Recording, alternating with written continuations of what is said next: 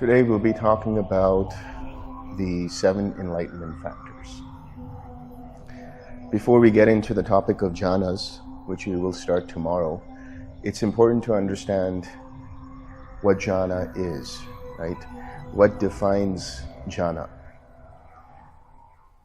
The way I would explain it is, jhana is essentially the absence of any of the 5 hindrances and the presence of the enlightenment factors to varying degrees. It's not necessary that all factors have to be there all the time, but it's more like the factors will be more predominant in certain jhanas. And when your mind is collected and filled with equanimity, and you come to that point where everything is in balance in terms of the enlightenment factors, then you experience nibbana. So before we actually delve into what jhanas are, we should first understand what are their components in terms of the presence of the enlightenment factors. So what are the 7 enlightenment factors? Mindfulness, investigation, energy or effort, joy, tranquility, collectedness, and equanimity. So mindfulness, that's sati in Pali, mindfulness. We've touched upon this a few days ago when we talked about how mindfulness is essentially remembering to observe how mind's attention moves from one object to the other. That's quite the statement. What does it mean to remember to observe how mind's attention moves from one object to the other?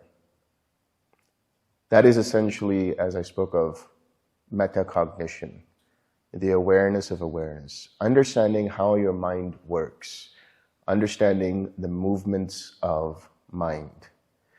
That's what you have to start with. So when you sit down for practice, when you sit down to meditate, where is your mind? Notice what is present in your mind. Notice, is the mind agitated? Is the mind calm? Is the mind collected? Does the mind have ill will? Does the mind have loving kindness naturally? Is the mind equanimous, or is the mind filled with some kind of doubt? The moment you do this, the moment you just observe what is happening in mind, so the first few seconds, the first few moments while you're sitting, is to notice what is going on. And this is why I suggested that you do the body scan. When you do the body scan, you are noticing any tightness and tension that might be present in the mind or the body. This is one way to bring up mindfulness. There's, there's 2 suttas, main suttas, that talk about mindfulness. One is in the Majjhima Nikaya, and that is the 4 foundations of mindfulness. And the other is the Digha Nikaya, which is essentially the same, but it is the greater discourse on the 4 foundations of mindfulness, with a further expansion of one of the foundations in regards to phenomena. So what are the 4 foundations of mindfulness? The 4 foundations of mindfulness are seeing body as body, mind as mind, or feeling as feeling, mind as mind, and Dhamma. Dhamma as Dhamma. Here, Dhamma means states of mind or phenomena in mind. So when we say mindfulness of body, what are we talking about? Mindfulness of body really means what is going on in the body. Is there tightness and tension there? Right? There are different exercises, different meditations that the Buddha prescribes in the mindfulness of body. There he talks about the mindfulness of breathing.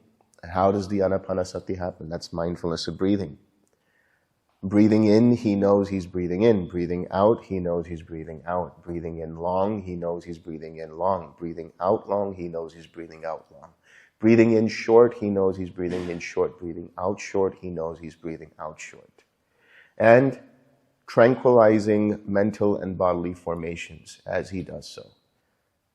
So this is what Bhante Vimaramsi saw when he formulated the right effort, when he understood that relaxing, tranquilizing is essential, is key to experiencing greater degrees of happiness and collectedness of mind.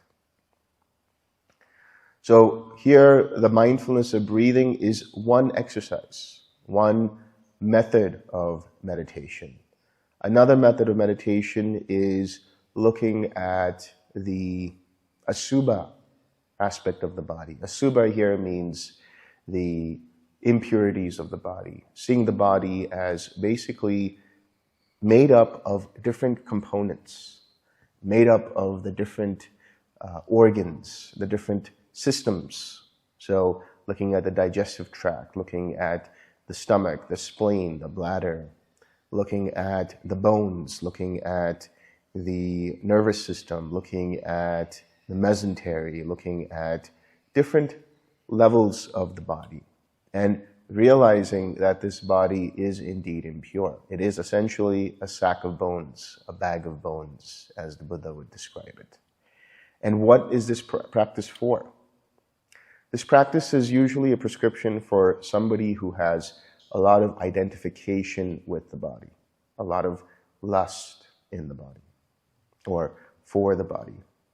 Because as you start to see that the body is really just made up of these things like bone and skin and tissues and fat and blood and urine and feces and all of these things, what happens? The mind starts to become more disenchanted with the body, starts to realize this body is just body, not something else, not something to hold on to, not something to identify with. That's one exercise. A second exercise is the mindfulness of the four great elements, seeing the body as made up of the four great elements. So what do we talk about when we say the four great elements? Traditionally, in ancient India, the four great elements are earth, water, fire, and air. So looking at the different aspects of the body in relation to these elements. And what are these elements, if you look at it in modern day? Really what they are states of matter. So looking at the solid states of matter in the body, looking at the liquid states of matter in the body, looking at the gaseous states, and then looking at the heat and temperature of the body, the fire. Then there's also another meditation that's prescribed, which is seeing the decay of the body, right? This is a very, almost a very ascetic practice. You go to a charnel ground and you look at a body that is decomposing. You look at a body that is just a fresh corpse. Then you start to look at the rotting of the body through the different aspects. So you start to see the body as, with green flesh oozing and bloated, and then you start to see the body as made up of sinews and bones and being picked on by jackals and dogs and vultures. So it's a very, very extreme practice, let's say, for people who are in the lay life. So this is usually suggested to monastics because they have the time and they have the inclination to do it. But this also lets go of the fear of death, because the fear of death is essentially, one aspect is the identification with the body again. So realizing that this body too is subject to change. This body too is impermanent. One lets go of that. And the fear of death starts to decline, starts to diminish. Then we have mindfulness of feelings, right? Mindfulness of Vedana. When we talk about mindfulness of feelings, we're talking about mindfulness of anything related to experiences of the six sense bases. So we're looking at the mindfulness of things happening with relation to the eyes, the ears, the nose, the tongue, the body, and even the mind to some extent. And what we're looking at is the impermanence of these different states. So that's mindfulness of feeling. Mindfulness of mind is essentially, when we talk about mind, right, it's coming from the word chitta-upasana. So what is chitta here? Chitta can be understood as consciousness, it can be understood as mind, it can be understood as mindset. I like to use the word mindset because mindset denotes the idea that it is really a collection of similar thought patterns coming together to bring up a mindset. The same way a mood is basically a collection of similar emotions that cause you to be in a certain mood throughout the day. You say that person is in a unhappy mood. It's because the different kinds of emotions they're feeling throughout the day are unhappy, are sad, are depressed. Likewise, when we talk about mindset, there's different kinds of mindsets. There is an uplifted mindset. There's a mindset that is contracted, a mindset that is expanded, a mindset that is luminous, a mindset that is in jhana, a mindset that is liberated, a mindset that is unliberated, a mindset that is exalted, a mindset that is unexalted, and so on. So all of these are denoting different kinds of qualities of mind. So when we talk about liberated mind, what does that mean? Liberated mind can mean the temporary liberations of being in jhana. Or it could also mean having gone through one of the states of enlightenment, stages of awakening, right? This mind here is now the mind of a stream enterer, or this mind here is now the mind of a once returner, a sakadagami, and so on. When we talk about exalted mind, right? Surpassed mind, contracted mind, distracted mind. So what is a contracted mind? A contracted mind is where the mind is trying too hard.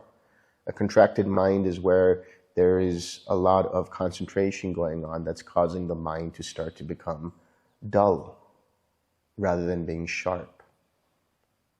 An expanded mind, that's a mind with open awareness. A surpassed mind, that's a mind that's experiencing infinite space, infinite consciousness, and so on. An exalted mind, that's a mind that is free of the 5 hindrances. So this is chitta-upasana. This is the third foundation of mindfulness. When we talk about the fourth foundation of mindfulness, we're talking about different kinds of phenomena. We're talking about different kinds of, let's say, ideas, because that also includes the understanding of the 4 noble truths. It includes the understanding of the 5 hindrances. It includes the understanding of the 7 enlightenment factors, and so on and so forth. So when you read the 4 foundations of mindfulness, it seems like it is a gradation, right? It's like you go from one step to the next. But that's only because of the way that it's been described in the suttas. In essence, when we talk about this practice, you are doing the 4 foundations of mindfulness in an integrated approach.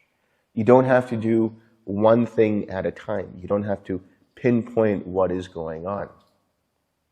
When you are practicing, when you are using the twin practice, when you are using loving kindness or any object, using right effort, you already have mindfulness of the body. You're noticing what's going on in the body. If there is warmth in the body, if there's a sensation in the body, that's also feeling, that's Vedana. You're noticing if loving kindness is present or not. That is seeing if the mind has any mindset related to loving kindness. You're noticing if the mind is in jhana or not. You're noticing if the 5 hindrances are present or not. So it's not like you need to pinpoint. This is already integrated. It's already nested in each other when you do this practice. So mindfulness, coming back to the basic definition of mindfulness. Mindfulness is essentially being aware of mental movements. What is going on in the mind? And doing it in such a way that you don't identify with it. This is very key. This is very important. Because this is what it says in the 4 foundations of mindfulness as well. The Buddha says, he sees the arising and passing away of states. He understands what is present and what is not present without any covetousness or grief for the world. Covetousness or grief for the world. Covetousness, desire, right? Sensual desire, wanting things, grief, aversion, ill will, and so on. So he's looking at it in such a way, the mind is looking at it in such a way that it's not clinging to anything. It's just observing everything like a movie. This is what the meditation is. You're just observing what is going on in mind. The moment you do that, the moment you create this distance between the mind and the experience, then you have the full picture of what's actually going on. Don't try to look for, is there loving kindness in the mind? Don't try to look for, is there joy in the mind? Don't try to look for, am I being distracted? What's going on? Just observe. In the observing itself, you will have everything. Which brings us to the next part, which is investigation. Dhamma vichaya. So Dhamma vichaya. Vichaya means to examine. It means to research. It means to investigate. It means to understand what states are present and what states are not present. I like to use the word understand because the word examine and investigate, those 2 words bring up the idea that you have to look very closely and look very deeply and then analyze and find out what happened there and then what happened before that and what happened before that. The moment you start to do that, you start to get distracted and you go down a rabbit hole of mental proliferation. So what does it mean when we say Dhamma vichaya? Dhamma here means mental states. Dhamma means phenomena. What is going on in the mind? What states are present in the mind? Vichaya here is to understand. Is the mind in loving kindness or not in loving kindness? Is the mind radiating or not radiating? Is the mind in quiet mind or not in quiet mind? Is there present any hindrance in the mind or is the mind free of hindrance? Is the mind experiencing spaciousness in infinite space? Is the mind experiencing infinite consciousness? So it's not that you have to ask yourself the question. You just have to be able to be open to all experiences that are happening. In the same way, for those who understand perception and feeling, which will delve deeper into independent origination. But what is feeling? What is Vedana? Feeling is the experience that's going on, dependent upon contact between the 6 sense bases, right? Any of the 6 sense bases and their objects and the corresponding awareness of those 6 sense bases. That's feeling. That's the experience. That experience can be pleasant, it can be unpleasant, or it can be neutral. But the knowing of it being pleasant, the knowing of it being unpleasant, the knowing of it being neutral is perception. The ability to recognize what is going on. The ability to understand what is going on. So in the same way, there is a state present in the mind. There is loving kindness there in the mind. That is the experience. The knowing of the mind being in loving kindness is the investigation of states, is the Dhamma vichaya, is the understanding, is the perception of that. So mindfulness naturally brings up the investigation of states, the understanding of what is present and what is not present. From here we go into virya, which is energy, which is strength, which is effort, which is exertion.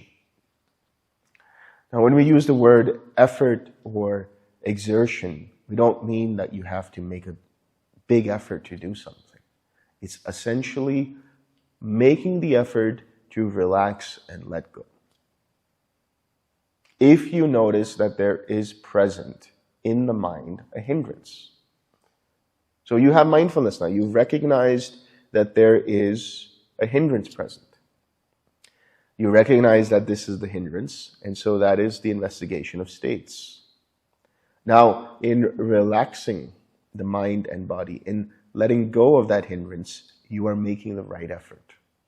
So that is the level of exertion that you're doing. It's not to cling.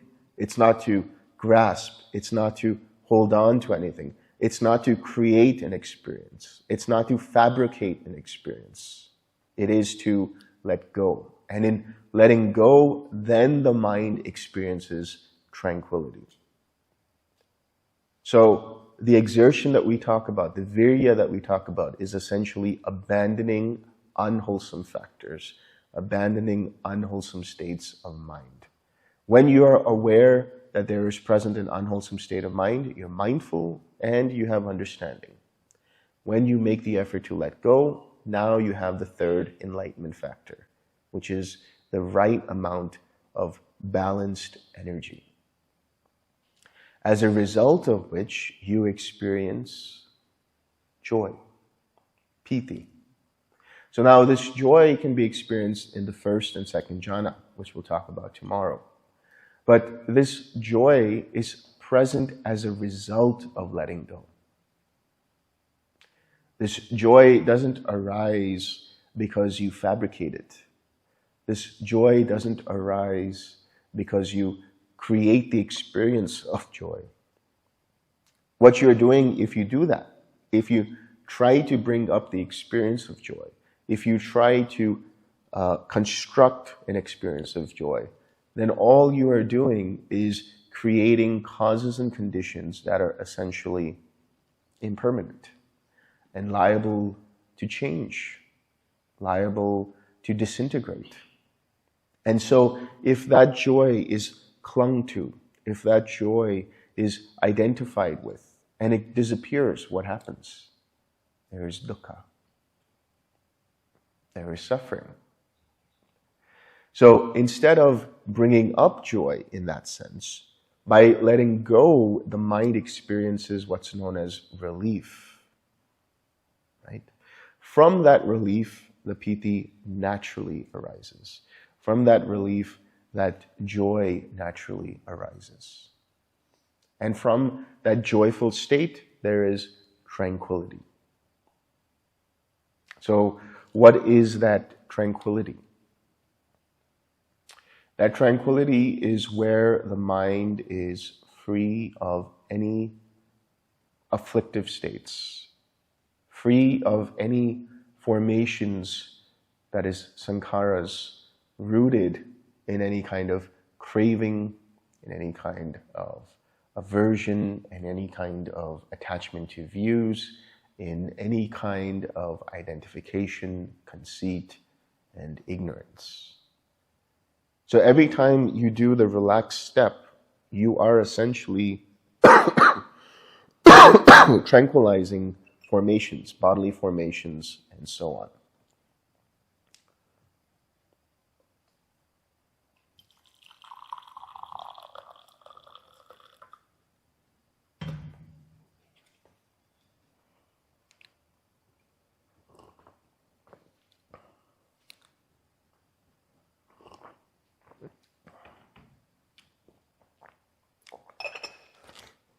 So when you tranquilize bodily formations, when you tranquilize verbal formations, when you tranquilize mental formations, then the mind starts to experience deeper levels of collectedness. So that is samadhi. So what does samadhi actually mean? Samadhi, when we talk about sama, sama means to be even, to be balanced. And dhi here is the short form for mind, for buddhi. So The mind is balanced. The mind is ripe for experiencing jhanas. That's why when we talk about sama samadhi, right, that is right meditation or right collectedness. Right concentration is another translation. Sama samadhi. Sama samadhi arises when everything else comes into the mind. That is to say, mindfulness naturally leads to investigation. That is the knowing of what is present and not present. That leads to proper relaxation and energy. Right? That leads to joy. That joy naturally leads to a tranquil mind where there is the stilling of formations. The mind is relaxed. The mind is free of hindrances, free of any agitation and activities. As a result of that, then there is samadhi. Then the mind becomes unified. So when we talk about samadhi, when we talk about unification of mind, there's an analogy that I like to use. Generally, the understanding would have been that it is one-pointed. The mind becomes singularly focused on an object, and to the point that it disregards everything else around it. Right?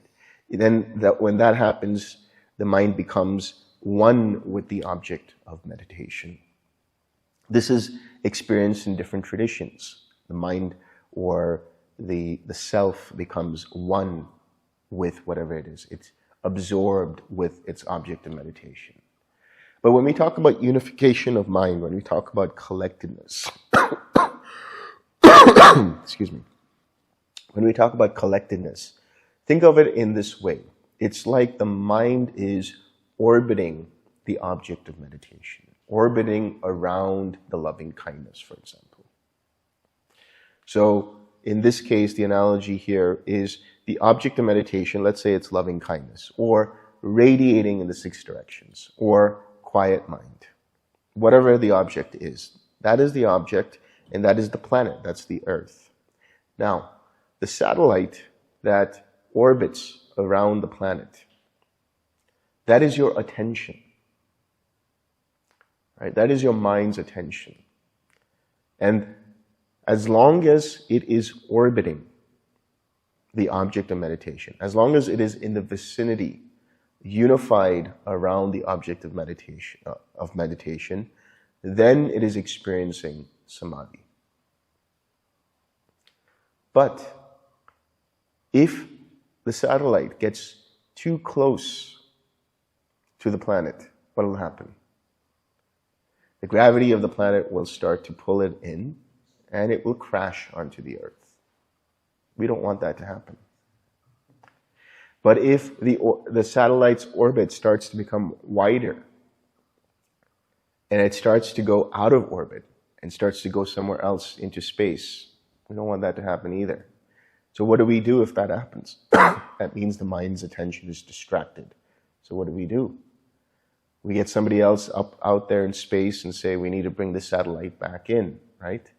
That is the 4 R's. We recognize the satellite is distracted, it's going somewhere else. And we relax, bring it back. Right? We smile and we bring it back into orbit. And all is well with the world again. So the utility of right effort, right, brings about naturally progressive samadhi. And as your mind starts to become more collected, it will start to experience the different jhanas. The first jhana, the second jhana, the third, fourth, and so on. From this samadhi, there comes upekkha. So this upekkha is translated as equanimity. So this equanimity, what does that mean? Equanimity, upekkha. Here, the mind is free from dualities of pain and pleasure, wholesome and unwholesome. It is completely balanced.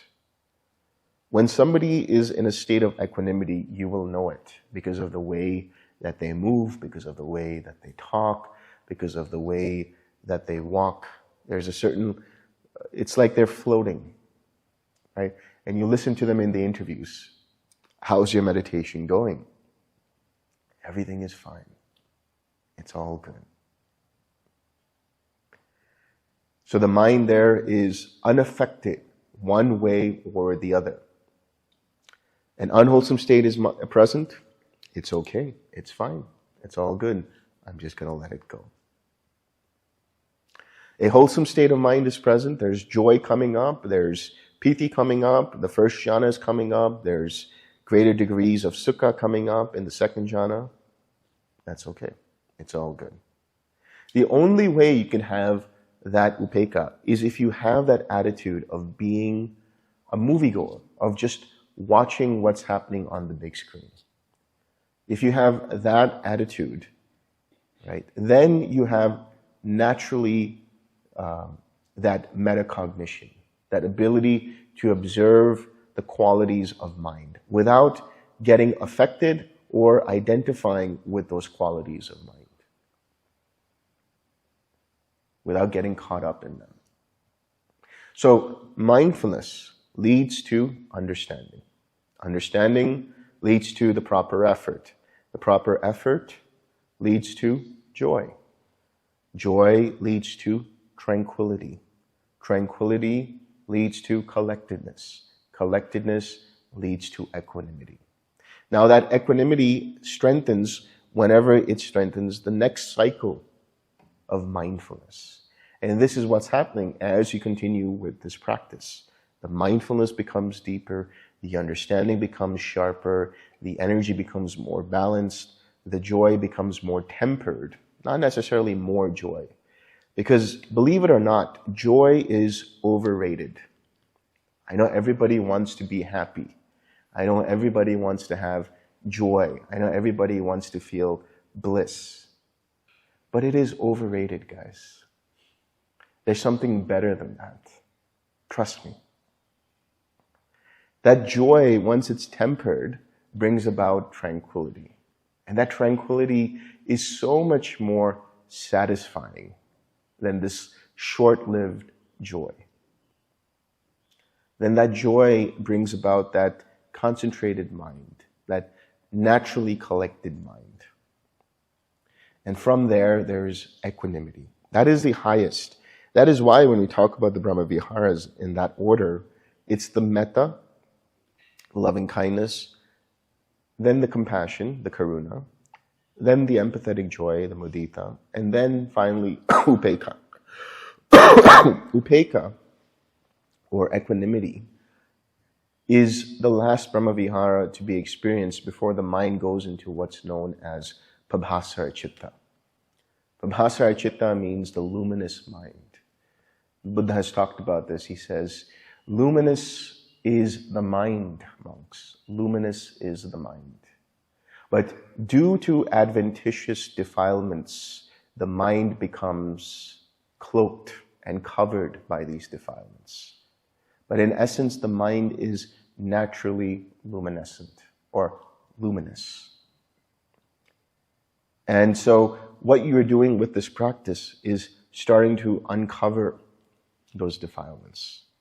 First at a shallow level, at a surface level, but at deeper levels, as you continue to let go, as you continue to use the 4 R's, the defilements that are deeper start to get more and more uprooted. And then there is this great amount of luminosity, brilliance, radiance of the mind.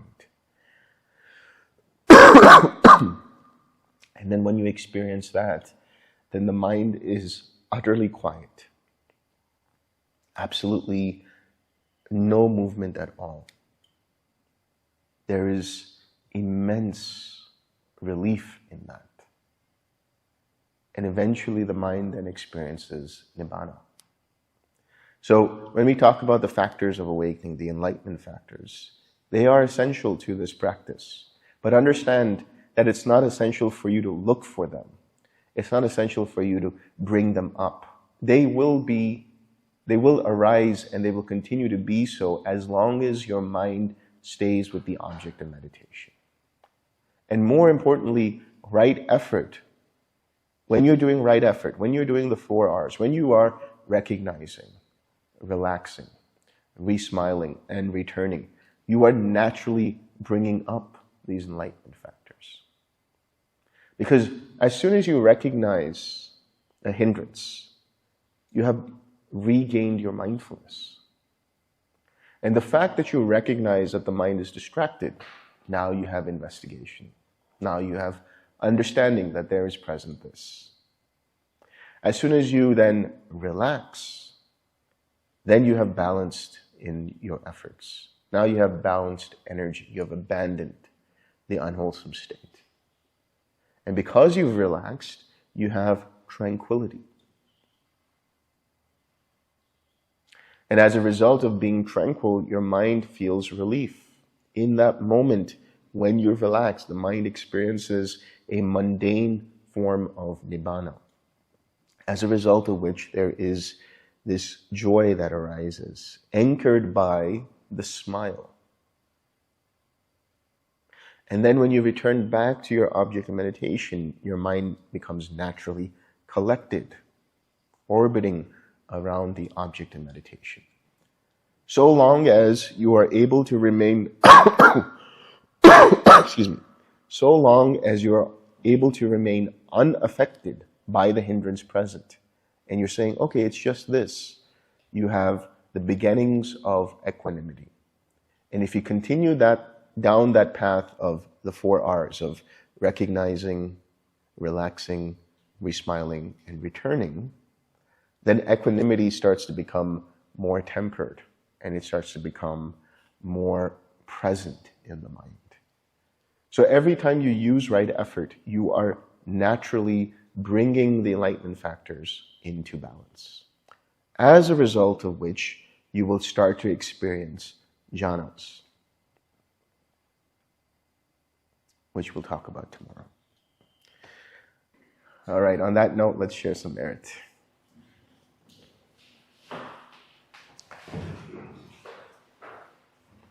May suffering ones be suffering free, and the fear-struck fearless be. May the grieving shed all grief, and may all beings find relief. May all beings share this merit that we have thus acquired for the acquisition of all kinds of happiness. May beings inhabiting space and earth, devas and nagas of mighty power, share this merit of ours. May they long protect the Buddha's dispensation. Sadhu, sadhu, sadhu.